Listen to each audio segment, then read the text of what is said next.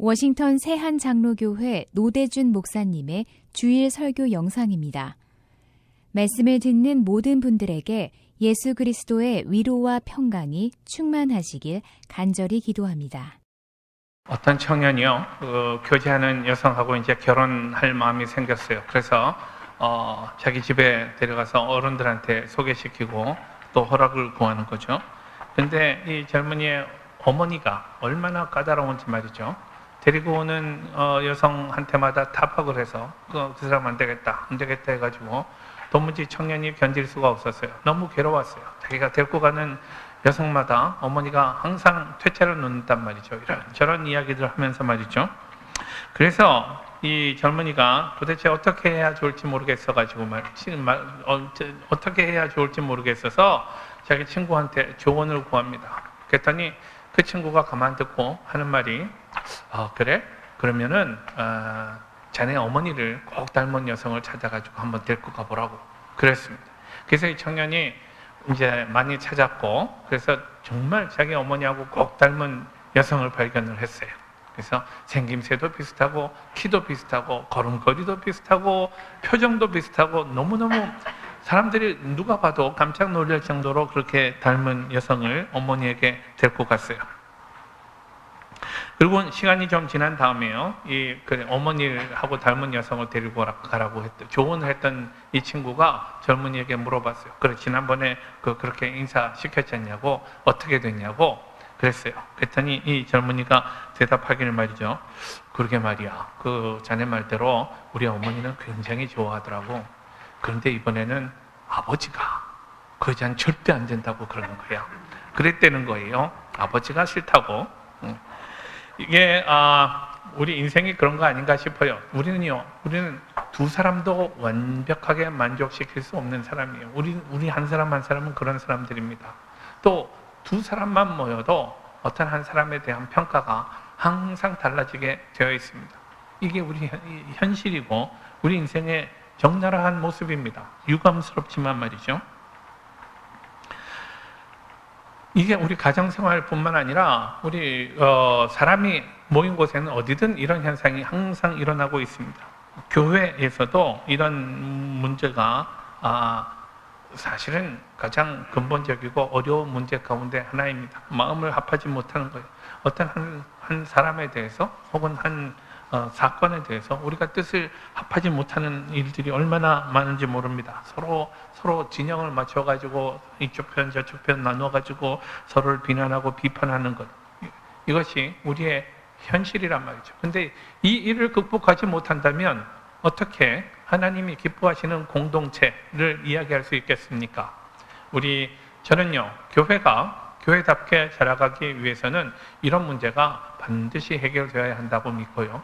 사실은 예수님의 12명 제자들 가운데서도 온전하게 자기들의 일치를 이루지 못했던 것을 우리는 알고 있습니다. 그런데 그래서는 안 된다는 것이 우리 주님의 의도잖아요.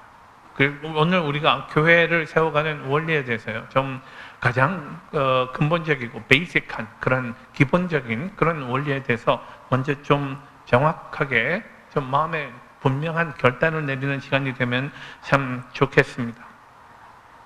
예수님은 남들 비판하는 문제에 대해서요, 혹은 비난하는 문제에 대해서 너희들이 내 제자라면 그래서는 안 된다라고 분명히 말씀하십니다. 또 예수님의 사랑을 경험한 사람이라면 사실은 우리는 예수님에게 칭찬받을 만한 사람 아니잖아요.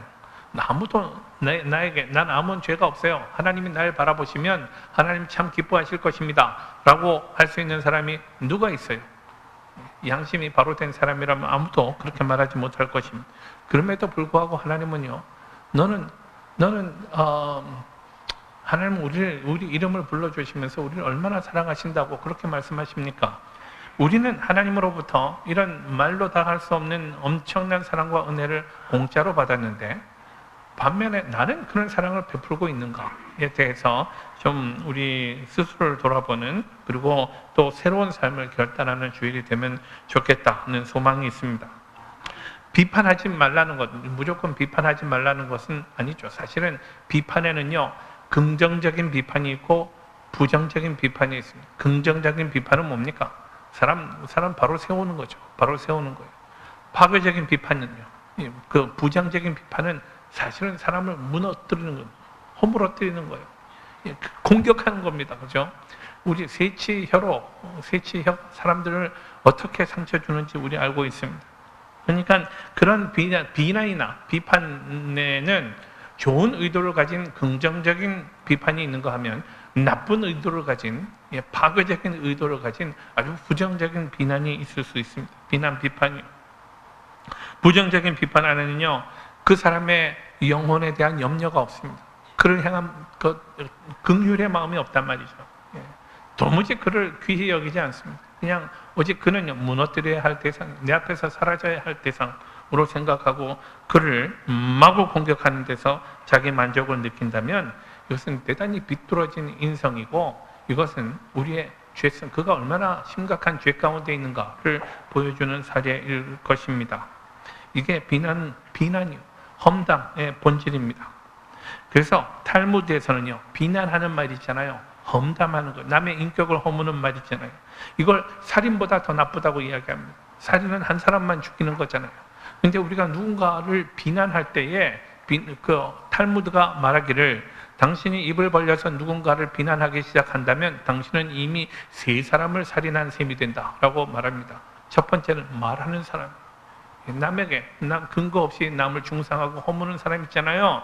그 사람의 인격이 하나님 앞에 죽은 예수님이 하지 말라는 말씀 일을 하는 거잖아요. 그러니까 그 사람의 인격이 죽는 거죠. 자기가 이미 말한 사람이 죽는 거고요. 말 듣고 있는 사람이 묵묵하게 남의 말 들으면서 동조하고 그래 그런 사람들이 있잖아요. 그 사람도 죽이는 거죠. 그러고 난 다음에 그가 비난하는 그 대상 있잖아요. 그 사람의 인격도 허무는 거잖아요. 세 사람이나 죽이는 일이래요. 그러니 말은 쉽게 할 것이 아닙니다. 절대로 쉽게 하는 것 아닙니다. 모두가 다 죽게 되는 것이 이 비난의 본질이라고 그렇게 말합니다. 예수님은 오늘 본문 1절에서요, 비판하지 말라고 간단하고 분명하게 말씀하십니다. 남들 저치하지 말라고요. 왜냐하면 저치하는 것은 하나님이 하실 일이지 사람이 할 일은 아니죠. 우리는 다른 사람을 알지 못해요. 그냥 겉모습만 보고 이야기할 뿐이에요. 근데 성경은 겉모양만 보고 판단하지 말라고 그러잖아요. 하나님은 우리의 중심을 아시고 우리의 내면을 아시지. 그러니 하나님은 우리를 만드신 분이니까 하나님은 우리를 판단할 수 있는 분이에요. 근데 여러분은 어떻게 판단하겠어요? 내 속으로 나온 내 아이도 우리가 그 속을 잘 모르잖아요. 때로 아이들한테 한마디 드드드닥 해놓고 난 다음에 아이들 얘기 들어보면요, 일리가 있네 하는 경우가 많잖아요. 내가 잘 모르고 얘기했구나 하는 그런 때가 많잖아요. 심지어 내 아이한테도 우리는 잘 모르는데 남들에 대해서 어떻게 알겠어요? 그러니 비판하지 말라고 말씀합니다. 근데 이 말이 의도하지 않는 것은 뭐냐면요, 비판하지 말라고 해서 무비판적으로 아무거나 그냥 아멘 하라는 것은 아니죠. 우리가 분별은 해야 합니다. 교회 안에서 이것이 과연 성경적인가는 항상 분별을 해야죠. 그죠?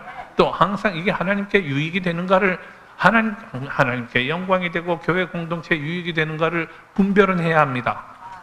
그렇지만 모르고 우리가 저지해서는 곤란하다라는 거예요. 저지의 여기서 말하는 비판의 그 의도는요, 남을 허무는 거라고 말씀을 드렸습니다. 그러니 그런 의미에서 분별이라든지 또는 우리가 남을 허물기 위해서 하는 비판의 차이가 뭡니까? 뭐가 차이인가요? 동기죠, 동기.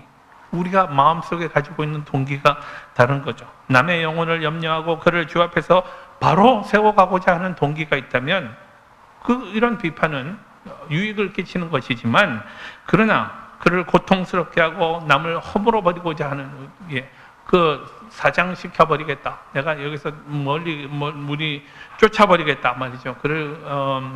하는 그런 나쁜 의도에서 하는 저 비판이라면 정죄가 되고 맙니다. 아까 말씀드렸듯이 우리가 분별해야 한다고요. 마태복음 7장 6절이요. 오늘 본문 바로 다음에 말씀 보면 거룩한 것을 개에게 주지 말며 너희 진주를 돼지 앞에 던지지 말라 라고 말씀하십니다. 우리 거룩한 걸 개에게 줘서는 안 되잖아요. 우리 정말 귀한 걸 돼지에게 줘버리면 그와 같이 어리석은 일이 어디 있습니까?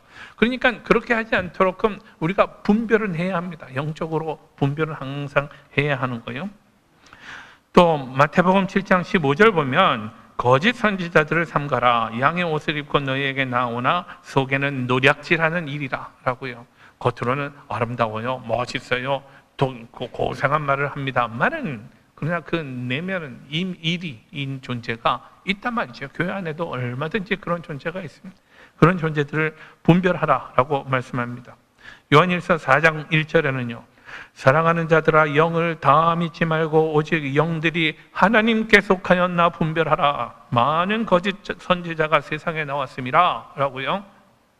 선지자들이라고 그 아름다운 말 하는 사람들이라고 다 그냥 무턱대고 말이죠. 속을 것이 아니라 영을 분별해야 한단 말입니다. 그래서 교회 안에 기도 많이 하는 분들이요 분별할 수 있어야 되고요. 또 그런 분들이 교회의 중심을 언제나 세워갈 수 있어야 됩니다. 사람들에게 휩쓸릴 것 아니고요. 중심을 성경적인가, 교회에 유익이 되는가, 모두에게 덕이 되는가를 늘 살필 수 있어야 합니다. 요한복음 7장 24절에는요. 외모로 판단하지 말고 공의롭게 판단하라 하시니라는 말씀도 있습니다. 우리 사람 겉모습만이 아니라 이 속을 우리 볼 수 있어야죠. 하니까 성경에서는요. 우리 비판하지 말라 해서 그냥 그 겉모습만 보고 그럴 것이 아니라 건강한 분별은 언제나 필요하다.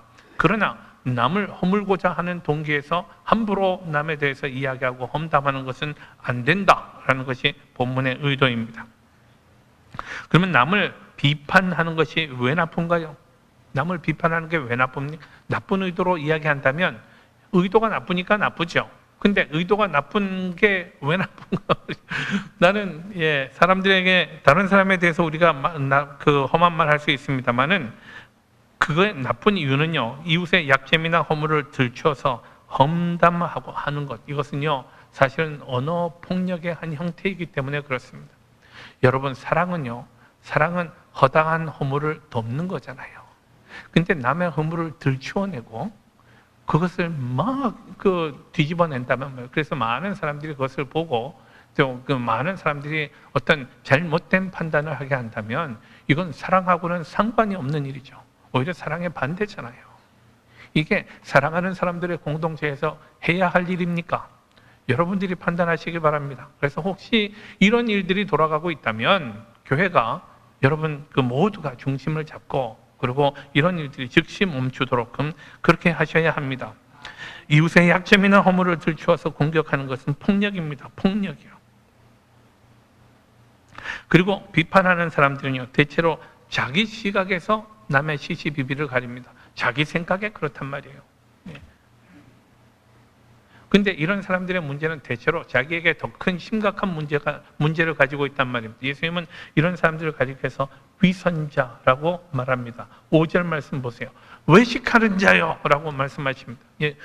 외식하는 자가 뭐요? 위선하는 사람이요. 겉으로만 그런 척하는 사람 있잖아요. 먼저 내 눈 속에서 들보를 빼어라. 이런 사람의 문제는 뭐냐면 자기 안에 더 큰 심각한 문제가 있는 거예요.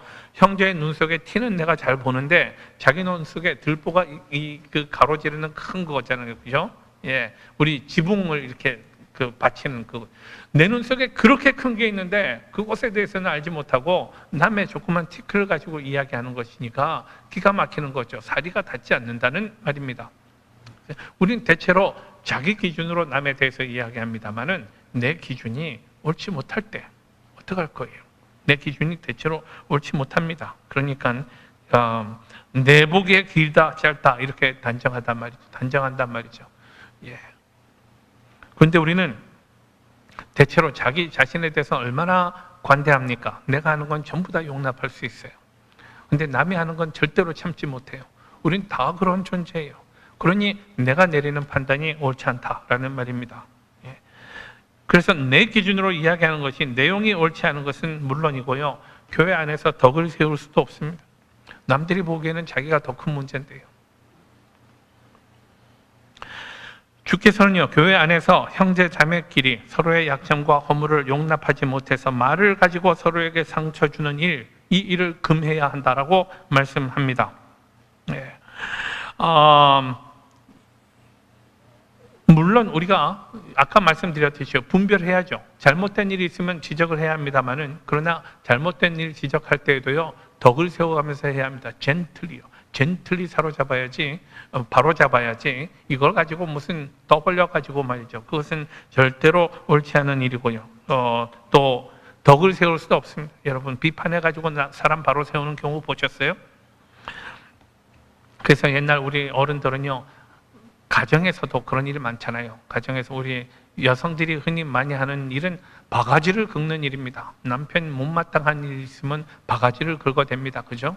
이런 생활이 오래 하면 듣기 싫으니까 알았어 내가 안 할게 그러지만 정말 마음이 내켜서 안 하는 거 아니잖아요. 그냥 귀찮아서 안 하고 그 뒷일이 너무너무 복잡하니까 안 하는 거죠. 바가지로 사람을 바로잡는 것 아니래요. 기도하래요. 바가지를 멈추고 기도를 시작하라. 예, 옛날에 목사님들은 그렇게 말씀하셨어요. 가정에서도 그렇고요, 교회에서도 그렇습니다.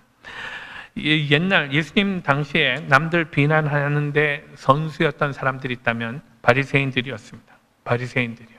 그들은 형식주의의 대표 선수입니다. 법대로 해야 한다라고 말하던 사람들이요. 과연 그들은 법을 지키는 데는 남이 따를 수 없는 열심을 가졌던 사람들입니다. 그러나 주께서는요, 바리새인들의 이런 열심을 인정하지 않으셨습니다.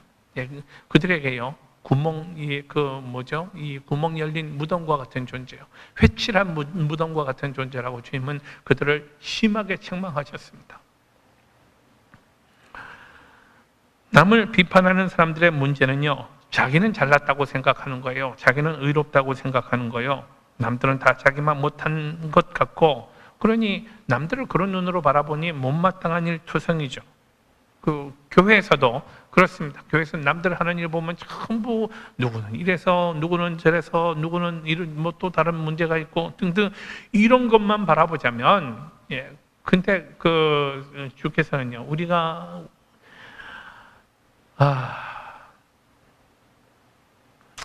남들을 비판하는 그 비판으로 우리가 비판을 받을 거라고 말씀합니다. 우리가 남들을 메이저하는 거 있잖아요. 헤아리는 거예요. 헤아리는 그 기준으로 우리가 꼭 그런 헤아림을 받게 될 거라고요. 근데 우리가 그런 비판을 받게 될 것, 그런 헤아림을 받게 될 것은 종말론적인 그런 의미가 있어요. 그러니까 우리는 지금 계속 이렇게 이야기합니다만은 이것들을 놔뒀다가 주께서 마지막 우리가 주 앞에 서게 될 때요, 네가 누구에게는 이렇게 얘기했는데 너는 어떻게 했니? 라고 주께서 마지막 순간에 우리에게 그렇게 물어보실 거예요. 네가 네 기준을 가지고 그렇게 남들을 헤아렸는데 너는 어떻게 했느냐? 라고 물으실 때 우리가 대답할 수 있나요? 그래서 그렇게 하지 말아야 한다는 것입니다. 주께서 주께서 우리에게 그렇게 묻지 않으시도록끔 우리가 그렇게 하지 말아야 한다라는 말입니다. 예, 야고보서 4장 11절 말씀이요. 형제들아, 서로 비방하지 말라. 형제를 비방하는 자나 형제를 판단하는 자는 곧 율법을 비방하고 율법을 판단하는 것이라. 내가 만일 율법을 판단하면 율법의 준행자가 아니요 재판관이로다. 입법자와 재판관은 오직 한 분이시니 능히 구원하기도 하시며 멸하기도 하시느니라. 너는 누구이기에 이웃을 판단하느냐? 라고요. 우리를 판단하시는 하나님이지 우리가 아닙니다. 내 이웃에 대해서 판단할 수 있는 사람은 하나님이지 내가 아니란 말입니다. 그래서 비난의 눈을 멈추고요, 또 비난의 말을 멈추어야 합니다. 사람은 언제나 자기 자신에 대해서 무지합니다. 자기에 대해서 무지할 뿐 아니라 자기에 대해서는 한없이 관대합니다.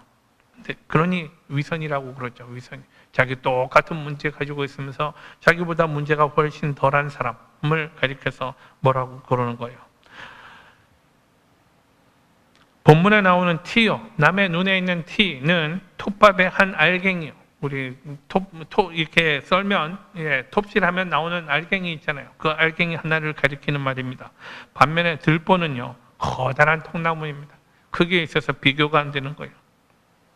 그런데 자기에게 훨씬 큰 허물이 있는 사람이 자기와는 비교할 수 없이 사소한 잘못을 가진 사람을 책망한다면 이 일은 옳지 않습니다. 그래서 그런 자를 가리켜서 주께서는 외식하는 자라고, 위선자라고 책망하시는 거죠. 그러므로 여러분, 남에게 자꾸 잘못이 보일 경우요, 남의 허물이 자꾸 커 보일 때 있잖아요. 누가 자꾸 허물이 커서 정말 내 마음에 받아되는 그런 경우예요. 그런 경우에 내가 형제의 눈에서 발견한 티는 내 안에 있는 들보와 같다라고 생각하실 수 있기를 바랍니다. 예. 다른 사람의 허물은 현미경으로 찾아보면서 정작 자신의 허물이나 약점에 대해서는 눈을 감는다면 그건 어리석은 인생입니다. 우리가 비판하지 말아야 하는 또 다른 이유는 뭐냐면요. 자, 내가 비판하는 그 비판으로 내가 하나님 앞에 설 때에 하나님께서 나를 그렇게 비판하실 것입니다. 그러니까 비판하지 말아야 합니다. 두 번째는요. 남에 대한 비판이 열심인 사람들, 그들에게는 말로 다 할 수 없는 영적인 손해가 있기 때문에 그렇습니다. 신앙이 자라지 못한단 말입니다. 매사에 비판만 하고 지적질만 하는데 그런 사람이 어떻게 신앙이 자라겠어요? 말씀을 겸손하게 듣지를 못하기 때문에 자라지 못합니다. 항상 남의 약점에 초점을 맞추고요. 말씀을 들을 때 저 사람을 생각하는 거예요. 말씀은 내가 받아들이고 주여 내가 그렇게 살지 못했습니다. 내가 그렇게 살기를 원합니다. 내가 결단해야 되는데 저 사람 저 문제야. 저 사람이 잘 들어야 되는데 잘 듣는지 모르겠어. 이러고 있으면 그 설교가 들리겠어요? 네, 말씀을 잘 듣질 못하니까 겸손하게 듣질 못하니까 자라가지 못하고요. 하나님이 해야 할 일을 항상 자기가 하니까 죄의 자리에 들어가 있는 거죠. 자기가 하나님의 자리에 들어가면 되나요? 남을 비판하고 정죄하는 자세를 갖고 살면요. 한 가지 단점이 뭔지 아세요? 그 안에 사랑이 자라나질 않는 거예요. 사랑의 눈으로 사람을 바라보질 못합니다.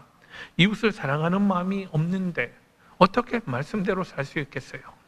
사랑이 자라나질 않는데, 긍휼의 마음이 없는데 그걸 어떻게 크리스찬이라고 이야기하겠어요? 하나님은 사랑이시라라고 그 성경은 그렇게 강조하잖아요. 하나님이 우리를 그렇게 사랑하셨으니 우리도 이웃을 그렇게 사랑하는 것이 마땅하도다. 성경은 우리에게 그렇게 말하는데 사랑은 간대 없고 오직 여러분 책망과 비난만 있다면 그 사람이 어떻게 크리스찬으로 자라갈 수 있겠어요? 우리 7장 2절 말씀은요, 예수님이 사실은 우리말에는 굉장히 나타나 있지 않지만요, 예수님이 대단히 강조해서 하신 말씀이에요. 너희가 비판하는 그 비판으로 너희가 비판을 받을 것이요 했습니다. 내가 하는 말 그대로 주께서 나에게 하실 겁니다. 바로 그 비판으로 주께서 너를 비판하실 거라고 그렇게 말씀하십니다.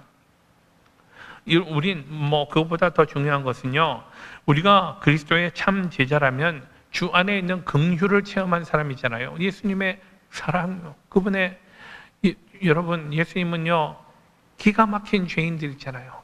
우리 그 죄 때문에 보지 못하는 사람 아닌가요? 라고 물어보는 사람들에게도 예수님은 죄에 대해서 언급하지 않으셨어요. 가늠하는 현장에서 잡혀온 여인에게도 예수님은 죄의 문제에 대해서요, 나도 너를 정죄하지 않겠다라고 말씀하십니다. 죄 짓지 말고 살라고 말씀하셨지 너는 왜 인생을 그렇게 사느냐고 책망하지 않으셨습니다. 우리 이게 다른 2000년 전에 다른 여성에게 하신 말씀이 아니잖아요. 오늘 나에게 하신 말씀이잖아요. 나에게요. 나는 자꾸 사람들을 도로 들어치려고 하는데 말이죠. 주께서는 너 안에 무슨 그런 문제가 없는지 잘 살펴보고 내가 돌을 칠 수 있는 존재라면 돌을 들어치라라고 말씀하시잖아요. 그때 사람들은 모두 놓을 수밖에 없었습니다. 떨구고 부끄러워하면서 돌아갈 수밖에 없었습니다. 그만한 자기 성찰이, 예수님 말씀 앞에 자기 성찰을 하지 못하는 사람이 성찰을 해야죠. 그렇게 하지 못하면 너무 안타까운 일입니다. 우리는 그런 주의 사랑을 우리가 몸소 경험한 사람들이란 말입니다. 그런 긍휼, 주의 긍휼을 우리가 배우고요. 또 그의 긍휼과 우리 주의 긍휼과 사랑을 우리가 베푸는 존재로 살 것을 주께서 기대하십니다.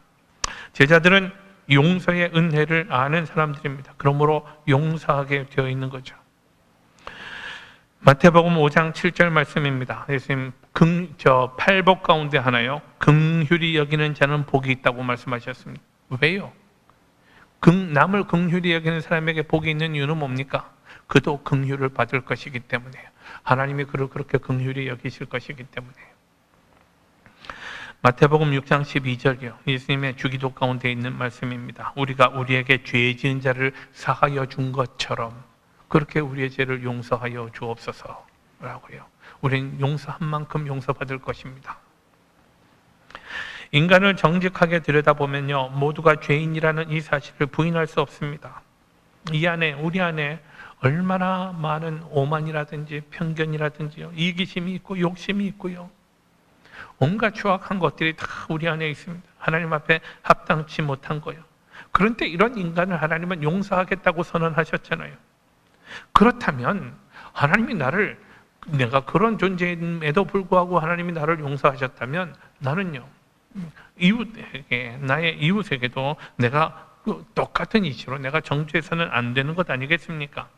정말 주의 은혜를 체험한 사람이라면 주의 긍휼을 실천해야 한다 말입니다.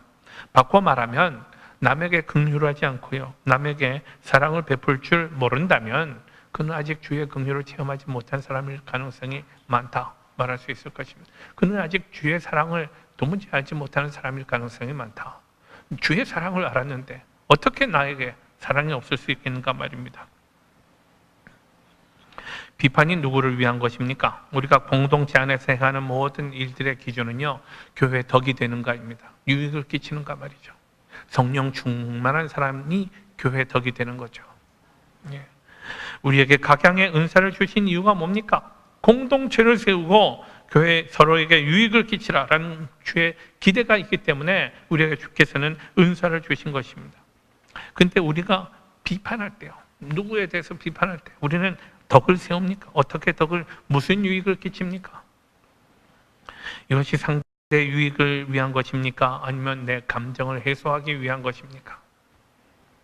제가요, 전에 처음에 제가 그 담임 목회했던 교회가 일리노이에 있어요. 근데 그 교회는요, 그 교회에 참 유명한 분이 있었어요.